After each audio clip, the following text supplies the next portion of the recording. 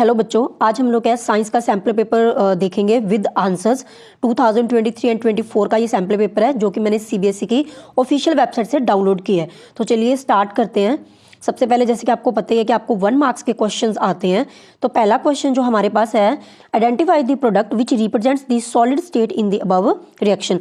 तो हमने बताना है कि इसमें से कौन सा प्रोडक्ट जो है वो क्या सॉलिड स्टेट में बनेगा। तो देखो यहाँ पे क्या टेस्ट ट्यूब के अंदर डाला जा रहा है क्या बैरियम क्लोराइड और उसके अंदर ऐड किया जा रहा है सोडियम सल्फेट। तो ये क्या हमारी जो रिएक्शन है वो कौन सी होगी, डबल डिस्प्लेसमेंट वाली रिएक्शन होगी। इसके अंदर क्या होगा, देखो आप बैरियम क्लोराइड जहाँ पे लिखा है और ऊपर क्या है सोडियम सल्फेट। तो इसमें क्या होगा, ये जो सोडियम और ये जो बैरियम है ये क्या हो जाएंगे, इंटरचेंज हो जाएंगे। ठीक है, तो सोडियम की जगह पे आ जाएगा बैरियम और बैरियम की जगह पे क्या आ जाएगा, सोडियम। तो ऊपर क्या बनेगा हमारा बैरियम सल्फेट, और ये जो बैरियम सल्फेट होता है ये क्या होता है, प्रेसिपिटेट्स की फॉर्म में होता है, मींस सॉलिड स्टेट में होते हैं। तो इसीलिए बच्चों जो हमारा आंसर होगा वो कौन सा होगा, answer B, that is the barium sulphate. Okay, next question पे चलते हैं। The colour of solution observed after 30 minutes of placing zinc metal to the copper sulphate solution. तो हमने क्या करना है, जो हमारी जिंक मेटल है उसको क्या कॉपर सल्फेट सॉल्यूशन के अंदर उसमें डालना है। ठीक है, उसके बाद 30 मिनट बाद हमने क्या जो सॉल्यूशन का कलर है उसको बताना है कि इन चारों ऑप्शन में से कौन सा होगा। तो यहाँ पे देखो बच्चों, जो हमारी जिंक मेटल है वो क्या है, जो कॉपर मेटल होता है उससे क्या होता है, ज्यादा रिएक्टिव होती है according to the reactivity series. इसका मतलब क्या है, जिंक जो है वो क्या करेगी, कॉपर को डिस्प्लेस कर देगी। तो इसको बाहर निकाल के खुद जिंक इसकी जगह पे आ जाएगी, तो हमारे पास क्या बन जाएगा, जिंक सल्फेट। ओके, इसी की वजह से क्या होता है, जब हमारे पास जिंक सल्फेट बनता है ये हमारा क्या होता है, कलरलेस। तो हमारे जो सॉल्यूशन का कलर होगा वो कौन सा होगा, हमारी ऑप्शन आएगी B, that is the colourless. Okay, आगे चलते हैं थर्ड क्वेश्चन के ऊपर। Mild non corrosive basic salt is, तो इसमें से कौन सा होगा, तो इसका जो बच्चों राइट आंसर है वो हमारा कौन सा है, option number D, NaHCO3 sodium hydrogen carbonate. ये हमारा क्या एक बेसिक सॉल्ट है जो कि क्या होता है, नॉन कोरोसिव, और ये माइल्ड सॉल्ट है हमारा। ओके, उसके बाद on adding dilute sulphuric acid to a test tube containing a metal X, a colourless gas is produced when a burning match stick is brought near to it. Which of the following correctly represents the metal X। तो यहाँ पे क्या हो रहा है, हमारे पास हमने लेना है क्या, सल्फ्यूरिक एसिड। सल्फ्यूरिक एसिड के अंदर बच्चों हमने क्या है, कोई भी एक मेटल डाली है M, जिसकी वजह से वहां पे क्या कलरलेस गैस प्रोड्यूस हो रही है। तो हमने क्या करना है, इस मेटल का नेम बताना है कि वो मेटल इनमें से कौन सी होगी। तो यहाँ पे आपने इतना ध्यान रखना, थोड़ा सा हिंट आप कैसे लगा सकते हो, देखो कलरलेस गैसेस तो और भी बहुत सारी होती हैं, लेकिन यहाँ पे क्या सल्फ्यूरिक एसिड में से कौन सी गैस निकलने के चांसेस है, हाइड्रोजन गैस निकलने के ही चांसेस है। तो आप वहां से याद रख सकते हो कि यहाँ पे हाइड्रोजन गैस निकलेगी। अब हाइड्रोजन गैस कब निकलेगी, अगर यहाँ पे जो मेटल है वो क्या हाइड्रोजन को डिस्प्लेस कर दे, क्योंकि यहाँ पे होने वाली है डिस्प्लेसमेंट रिएक्शन। तो अगर कोई मेटल जो है वो हाइड्रोजन को तभी डिस्प्लेस कर सकती है अगर वो रिएक्टिविटी सीरीज में हाइड्रोजन से क्या हो, ऊपर हो। उसी के अकॉर्डिंग हमने क्या आंसर देना है। तो आप देख सकते हो पहली ऑप्शन में क्या है, सोडियम। तो सोडियम क्या है, सेकंड नंबर पे होती है रिएक्टिविटी सीरीज में, तो ये हाइड्रोजन से ऊपर है। बाकी ऑप्शन चेक करते हैं। सल्फर, सल्फर क्या है, एक नॉन मेटल है। कॉपर क्या हाइड्रोजन से नीचे होता है, सिल्वर भी हाइड्रोजन से नीचे होता है। तो हमारा जो राइट ऑप्शन होगा बच्चों वो कौन सा होगा, ऑप्शन ए, सोडियम यहाँ पे आएगी। सोडियम क्या करेगी, इसको डिस्प्लेस कर देगी और वहां पे हाइड्रोजन गैस प्रोड्यूस होगी। क्लियर, नेक्स्ट चलते हैं आगे हमारे पास। Which one of the following correctly represents the sodium oxide. अब यहाँ पे क्या हमारे पास क्या बन रहा है, सोडियम ऑक्साइड, ये चीज बन रही है। तो हमने बताना है कि इसमें से इलेक्ट्रॉन डॉट स्ट्रक्चर कौन सी सही है। अभी देखो आपको डिसाइड करना, ऑक्साइड का मतलब तो ऑक्सीजन है, लेकिन सोडियम हमने डिसाइड करने है कि ऑक्सीजन के साथ कितने सोडियम आएंगे। तो यहाँ पे आते हैं 2। ये मेरे को कैसे पता चला, क्योंकि देखो जो ऑक्सीजन है उसका जो एटॉमिक नंबर है वो कितना होता है, 8। तो इसकी इलेक्ट्रॉनिक कॉन्फ़िगरेशन क्या होती है, 2 and 6। तो आप देख सकते हो लास्ट शेल में क्या 6 इलेक्ट्रॉन्स है। ऑक्टेट कंप्लीट करने के लिए इसको 2 इलेक्ट्रॉन और चाहिए, तो ये 2 इलेक्ट्रॉन गेन करेगा। अब इसको 2 इलेक्ट्रॉन देने वाला कौन है, साथ में पड़ा सोडियम। लेकिन सोडियम जो है उसका जो इलेक्ट्रॉनिक कॉन्फ़िगरेशन है वो क्या होता है, 281, क्योंकि इसका जो हमारा एटॉमिक नंबर होता है वो क्या होता है, 11। तो उसकी लास्ट शेल में सिर्फ क्या है, एक इलेक्ट्रॉन है। तो एक सोडियम सिर्फ एक इलेक्ट्रॉन को दे सकता है। दैट मीन्स यहाँ पे ऑक्सीजन के साथ डेफिनेटली कितने सोडियम है, 2। तो दोनों सोडियम एक एक इलेक्ट्रॉन को क्या है, ऑक्सीजन को देंगे, तभी ये चीज हमारे यहाँ पे बनती है। ओके, तो उसके अकॉर्डिंग हमने क्या भी जो आंसर है वो हमारा देना है। तो आप देख सकते हो ये जो हमारी सेकंड ऑप्शन है, ऑप्शन नंबर बी, यहाँ पे क्या 2 Na पॉजिटिव। तो एक सोडियम एक इलेक्ट्रॉन दे रहा है, तो 2 सोडियम इसलिए आगे 2 लगा हुआ, और ऑक्सीजन के ऊपर क्या है 2 नेगेटिव, ऑक्सीजन 2 इलेक्ट्रॉन ले रहा है। So B is the right option. Clear, sixth question, an element with atomic number dash will form a basic oxide. तो हमसे क्या है, एलिमेंट पूछा है कि कौन सा बेसिक ऑक्साइड बनाता है। तो आपको पता है कि हमारे पास क्या है, जो एलिमेंट्स होते हैं मेटल और नॉन मेटल। तो मेटल्स जो होती हैं आपने ये याद रखना है कि कौन सा क्या है, बेसिक ऑक्साइड बनाता है। तो मैंने आपको पहले ट्रिक बताई थी कि मेटल्स जो होते हैं, मेटल से आप इस तरीके से बी बना सकते हो ना। आप देखो इसको टेढ़ा करके देखोगे तो बी बन गया। तो बी मीन्स क्या है, बेसिक। तो मेटल्स ऑलवेज क्या करती है, बेसिक ऑक्साइड को बनाती है। तो अब आपने क्या करना है, इनमें से आइडेंटिफाई करना कौन सी मेटल है। और मेटल वाले की क्या नेचर होती है, वो जो इलेक्ट्रॉन्स देती है इलेक्ट्रॉन को लूज करती है। तो आप देख सकते हो यहाँ पे सिंपली क्या है, इनकी जो इलेक्ट्रॉनिक कॉन्फ़िगरेशन लिखी हुई है, तो लास्ट शेल में क्या जिसके कम इलेक्ट्रॉन होंगे वो इजीली इलेक्ट्रॉन दे देगा। तो यहाँ पे देखो पहली ऑप्शन में क्या लास्ट शेल में 5 इलेक्ट्रॉन्स है, तो ये इलेक्ट्रॉन 5 देगा नहीं, ये 3 इलेक्ट्रॉन किसी से ले लेगा to complete its octet. Second में क्या है 7 है, तो ये भी नहीं देगा, ये 1 इलेक्ट्रॉन गेन करेगा। यहाँ पे 4 है तो ये शेयर करेगा। तो ऑप्शन नंबर डी में आप देख रहे हो लास्ट शेल में कितने इलेक्ट्रॉन है 1, तो ये क्या करेगा 1 इलेक्ट्रॉन इजीली दे देगी और ये क्या हो जाएगा स्टेबल हो जाएगा। तो ये हमारा सोडियम है, तो सोडियम क्या है एक मेटल भी है, तो इसीलिए राइट आंसर क्या होगा ऑप्शन नंबर डी। तो इस तरीके से आपने क्या आइडेंटिफाई करना, अगर यहाँ पे एसिडिक ऑक्साइड आता तो हमने क्या नॉन मेटल को आइडेंटिफाई करना था। ओके, 7th क्वेश्चन है an element M has 50% of the electrons filled in the third shell as in the second shell, the atomic number of M is. तो हमें क्या बोला है कि कोई भी एक एलिमेंट है M जिसके क्या है थर्ड शेल के अंदर, पहली बात तो यहाँ पे आ गई थर्ड शेल, तो हम लोग क्या करते हैं पहले 3 शेल्स को बना लेता है, तो इस तरीके से आप डैश डैश वहाँ पे लगा लो। अभी आपको पता है देखो थर्ड शेल तभी आएगी क्योंकि पहली 2 शेल्स क्या कंप्लीटली फिल्ड होती है, तो पहली शेल में हमें पता है मैक्सिमम कितने इलेक्ट्रॉन आते हैं 2, सेकंड के अंदर आते हैं 8, अब थर्ड के अंदर उन्होंने बोला है कि 50% इलेक्ट्रॉन्स है as compare to the second shell. तो सेकंड में क्या है 8 का 50% कर देंगे मींस हाफ कर देंगे, तो कितना आ गया 4। अभी हम लोग क्या करेंगे एटॉमिक नंबर कैसे निकालते हैं, इलेक्ट्रॉनिक कॉन्फ़िगरेशन जो बनी है हमारे पास इन सबका ऐड करके, तो 8 और 2 कितने हो गए 10, 10 + 4 14, तो ऑप्शन नंबर सी हमारा क्या होगा right answer. Question number 8, generally food is broken and absorbed with in the body of organisms, in which of the following organisms is it done outside the body. तो ऐसे ऑर्गेनिजम्स बच्चों कौन से होते हैं, सेप्रोफाइट्स होते हैं हमारे। सेप्रोफाइट्स क्या करते हैं, जो फूड होता है उसको क्या आउटसाइड दी बॉडी क्या ब्रेक करते हैं एंड एब्जॉर्ब करते हैं। तो सेप्रोफाइट्स की जो एक एग्जांपल है वो हमारी कौन सी है, मशरूम, तो इसलिए इसका आंसर होगा मशरूम।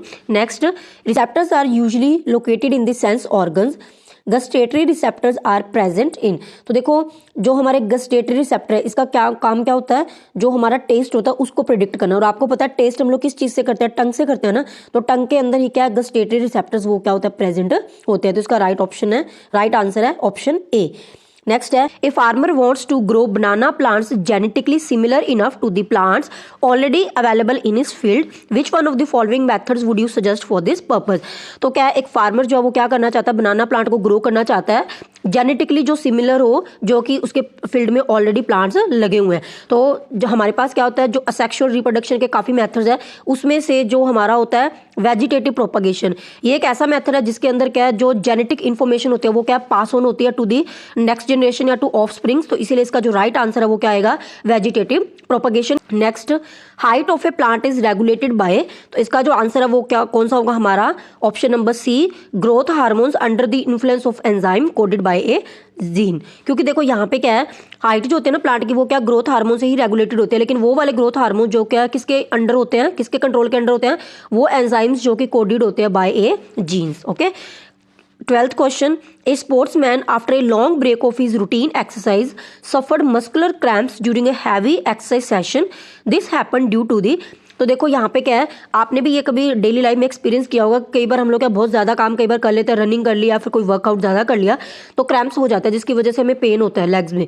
तो ये किसकी वजह से होता है, क्योंकि उस जब हम लोग क्या एक्सरसाइज कर रहे होते हैं तो क्या है ऑक्सीजन की जो सप्लाई है वो क्या इतनी नहीं मिल पाती और हमारी बॉडी का काम बहुत ज़्यादा कर रही है उस टाइम पे, तो डेफिनेटली वहाँ पे क्या होता है लैक ऑफ ऑक्सीजन होती है एंड वहाँ पे क्या बनता है हमारे पास लैक्टिक एसिड। तो सी ऑप्शन हमारा क्या राइट ऑप्शन होगा, lack of oxygen and formation of lactic acid. तो बच्चों ये जो वीडियो है मैं स्पेशली उन बच्चों को ध्यान में रख के बना रही हूँ जिन्होंने अभी तक कुछ भी नहीं किया, जिनको कुछ भी कॉन्सेप्ट का बिल्कुल भी नहीं पता है। तो अगर आप ऐसे स्टूडेंट हो जिसने थोड़ा बहुत ऑलरेडी कर रखा है तो आप इसको क्या 1.5x की स्पीड पे देख सकते हो टू सेव योर टाइम। और अगर आपको लग रहा है कि ये वीडियो आपके लिए हेल्पफुल नहीं है तो कभी भी आप इस वीडियो को डेफिनेटली छोड़ के जा सकते हो, बिकॉज आई डोंट वांट कि किसी का भी टाइम वेस्ट हो। ओके, तो 13th क्वेश्चन पे चलते हैं।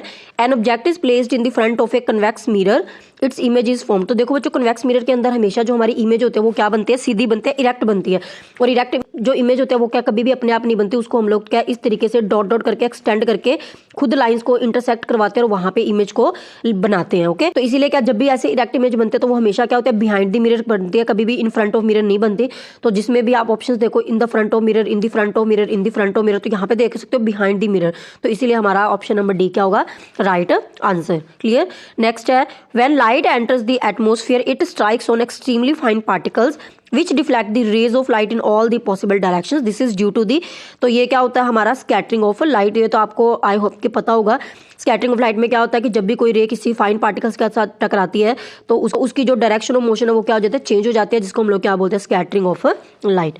नेक्स्ट क्वेश्चन है, in the 1987 an agreement was formulated by the United Nations Environment Programme to freeze the production of X to prevent depletion of Y. तो हमें बताना है कि ये जो एक्स और वाई है वो कौन से होंगे। तो ऐसे क्वेश्चन में बच्चों आपने क्या करना है, पहले ऑप्शंस देखने हैं, वहां से आपको आइडिया लगेगा कि आंसर क्या हो सकता है।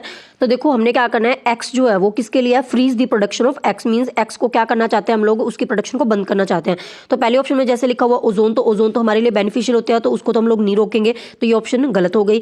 सेकंड में क्या है, CFC क्लोरोफ्लोरोकार्बन, तो ये हमारे लिए हार्मफुल होती है, क्यों, क्योंकि ये क्या करते हैं, ओजोन लेयर को डिप्लीट करती है, उसमें छेद करती है, उसको खत्म करती है, तो ये डेफिनेटली हमारे लिए हार्मफुल है। तो ऑप्शन बी और सी में से हो सकता आंसर, तो इसकी पॉसिबिलिटी है। ऑप्शन नंबर डी में क्या, यूवी रेज। अभी देखो बच्चों, यूवी रेज जो होते हैं वो हमारे लिए क्या होते हैं, बेनिफिशियल होती है, क्योंकि ये क्या करते हैं, विटामिन जो डी होता है उसको प्रोड्यूस करती है, ठीक है। लेकिन अगर इसका ओवर एक्सपोजर करें तब हमारे लिए हार्मफुल होता है, अदरवाइज ये हमारे लिए हार्मफुल नहीं होती है। तो ये राइट, ये मतलब हो सकता है, तो ये चीज़ क्या गलत है, ऑप्शन में नहीं आएगा, क्यों, क्योंकि यूवी रेज की प्रोडक्शन को हम लोग फ्रीज नहीं करना चाहते हैं। ओके, तो इसका मतलब क्या, इन दोनों में से कोई एक ऑप्शन होगा, बी और सी में से। अभी क्लोरोफ्लोरोकार्बन दोनों में पहले है, सेकंड में इसमें क्या है, यूवी रेज है, और यहाँ पे क्या ओजोन है। तो हमें पता है कि किसकी डिप्लीशन को बचाने के लिए, तो यूवी रेज की डिप्लीशन तो होती नहीं है क्लोरोफ्लोरोकार्बन से, किसकी होती है, ओजोन की होती है। तो इसीलिए राइट आंसर हमारा कौन सा होगा, ऑप्शन नंबर सी। तो इसका जो राइट आंसर है ऑप्शन नंबर सी। नेक्स्ट है, which of the following features relate to the biodegradable substances. देखो बायोडिग्रेडेबल सब्सटेंसेज कौन से होते हैं, वो वाले सब्सटेंसेज जो क्या है, सिंपल लैंग्वेज में क्या है, जो गल सकते हैं, जो धीरे धीरे क्या गल जाते हैं, खत्म हो जाते हैं, जिनको, जो हमारे माइक्रो ऑर्गेनिज्म या बैक्टीरिया है जिनको तोड़ सकते हैं छोटे छोटे टुकड़ों में, वो हमारे कौन से होते हैं, बायोडिग्रेडेबल सब्सटेंसेज। तो नीचे का ऑप्शन दिए हुए, broken down by the biological processes. Second है, रिमेन इनर्ट, इनर्ट का मतलब वैसे के वैसे रहते हैं। Persist in the environment for a long time, में हार्म द इकोसिस्टम। तो इनमें से जो आंसर होगा वो कौन सा होगा, हमारा option number A, broken down by the biological processes. क्योंकि हमारे पास क्या है, नॉन बायोडिग्रेडेबल सब्सटेंसेस कौन से होते हैं, जैसे कि प्लास्टिक है जो कभी भी गलता नहीं है, जिनको माइक्रो ऑर्गेनिजम्स खाते नहीं है, तो वो होते हैं नॉन बायोडिग्रेडेबल सब्सटेंसेस। तो ये जो बाकी तीनों चीजें यहाँ पे लिखी हुई है, वो तीनों फीचर्स किसके हैं, नॉन बायोडिग्रेडेबल सब्सटेंसेस के हैं, क्योंकि वो क्या इनर्ट होते हैं, एनवायरनमेंट में लंबे टाइम तक रहते हैं और इकोसिस्टम को भी नुकसान पहुंचाते हैं, जैसे कि प्लास्टिक, आप समझ सकते हो। तो आगे चलते हैं, यहाँ पे क्या क्वेश्चन नंबर 17 to 20 हमारे पास क्या है, स्टेटमेंट वाले क्वेश्चन है, असर्शन और रीजन दिए होंगे, तो हमने बताना है कि कौन सी ऑप्शन हमारी सही है, ठीक है। तो जैसे कि क्वेश्चन नंबर 17 था, असर्शन क्या दी हुई है, rusting of iron is endothermic in nature, reason है as the reaction is slow the release of heat is barely evident. तो इसमें देखो बच्चों, जो असर्शन है ये हमारा क्या है, रॉन्ग है, क्यों, क्योंकि रस्टिंग ऑफ आयरन क्या होती है, एक्सोथर्मिक होती है, ना कि एंडोथर्मिक, उसमें बहुत हीट निकलती है, लेकिन क्योंकि वो प्रोसेस स्लो होता है, इसीलिए वहाँ पे जो रिलीज ऑफ हीट है, जो हीट निकलती है, उसका हमें क्या इतना पता नहीं चलता। तो रीजन तो सही दिया हुआ है, लेकिन असर्शन हमारी क्या है, रॉन्ग। तो कौन सी ऑप्शन बनेगी इसमें, ऑप्शन नंबर डी। तो यहाँ पे राइट आंसर आएगा option number D, A is false but R is true. Okay, next question number 18, assertion क्या दी हुई है, probability of survival of an organisms produced through the sexual reproduction is more than that of the organisms produced through the asexual mode। तो ये बिल्कुल सही है, क्योंकि सेक्सुअल रिप्रोडक्शन से जो ऑर्गेनिज्म प्रोड्यूस होते हैं उनके सर्वाइवल की प्रोबेबिलिटी ऑलवेज ज़्यादा होती है as compare to the asexual mode. तो ये सही है बिल्कुल। रीजन क्या दिया हुआ है, variations provide advantages to the individuals for survival, ये भी सही है। तो यहाँ पे क्या दोनों ही सही है। तो बच्चों कौन सी ऑप्शन होगी हमारे पास, ए जो हमारी है वो क्या राइट ऑप्शन होगी। तो इसका आंसर होगा A, both A and R are true and R is the correct explanation of A. Next question number 19, assertion क्या है, a compass needle is placed near a current carrying wire, the deflection of compass needle decreases when the magnitude of current in the wire is increased. तो ये क्या यहाँ पे क्या है, गलत है असर्शन। क्यों गलत है, क्योंकि देखो हमारे पास क्या होता है, जो मैग्नेटिक फील्ड हमारा क्या है प्रोड्यूस होता है, तो मैग्नेटिक फील्ड जो है वो क्या बिल्कुल डायरेक्टली प्रोपोर्शनल होता है किसके, करंट के। तो अगर हम लोग क्या करंट की वैल्यू को इंक्रीज करते हैं तो मैग्नेटिक फील्ड उसके अराउंड उतना ही ज़्यादा प्रोड्यूस होता है।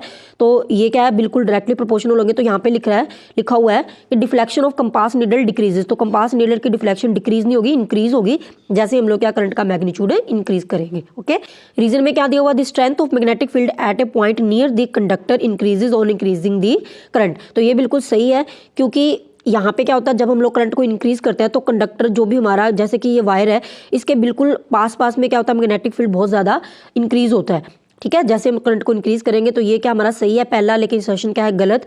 तो कौन सी होगी हमारी यहाँ पे option number D, A is false but R is true. तो इसका जो राइट आंसर है that is the option D. Clear. उसके बाद चलते हैं नेक्स्ट क्वेश्चन पे, क्वेश्चन नंबर 20।